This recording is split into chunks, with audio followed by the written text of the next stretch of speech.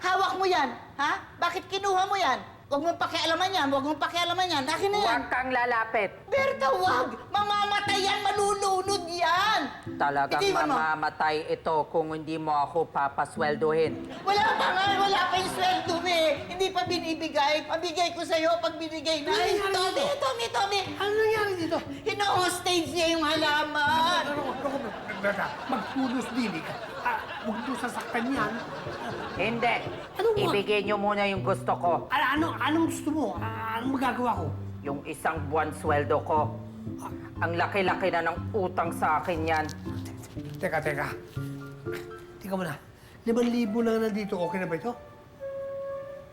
Sige, pwede na yon.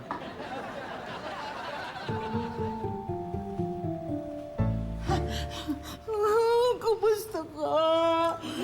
Masakit ba? May nasaktan ka ba dyan?